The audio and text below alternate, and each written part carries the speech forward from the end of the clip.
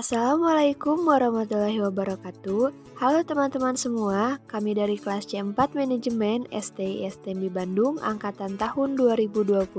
Perkenalkan, saya Farida. Saya Triana. Saya Salsa Sabila. Saya Muhammad Raihan Renaldi.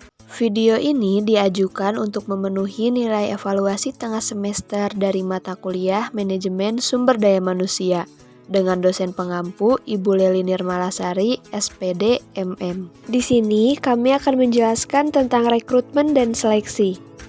Rekrutmen adalah suatu proses mencari, mengadakan, menemukan, dan menarik calon pelamar untuk dipekerjakan di suatu perusahaan.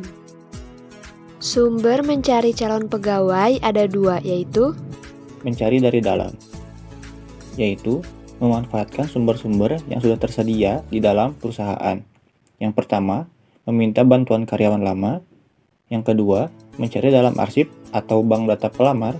Dan yang ketiga, mengumumkan secara terbuka dalam sebuah perusahaan bahwa ada lowongan pekerjaan.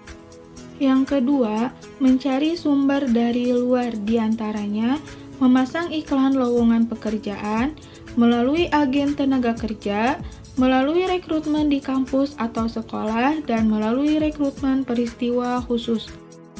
seleksi. Apa itu seleksi? Seleksi adalah suatu proses penentu di mana calon pegawai akan diterima atau ditolak. Berikut adalah tahapan proses seleksi. 1. Screening lamaran, yaitu tahapan awal lamaran akan diperiksa. 2. Tes mengisi formular lamaran. Pada tahap ini, pelamar mengisi sendiri formulir lamaran yang diberikan oleh perusahaan. 3. Tes kemampuan dan pengetahuan, seperti kemampuan perhitungan dan pengetahuan umum. 4. Tes wawancara atau interview. Tujuannya adalah untuk mendapatkan informasi lebih mendalam tentang si calon pelamar. 5. Pemeriksaan kesehatan.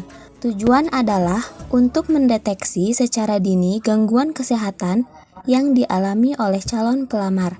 6. Pengecekan referensi, yaitu suatu usaha untuk memperoleh informasi yang tepat mengenal latar belakang si calon pelamar.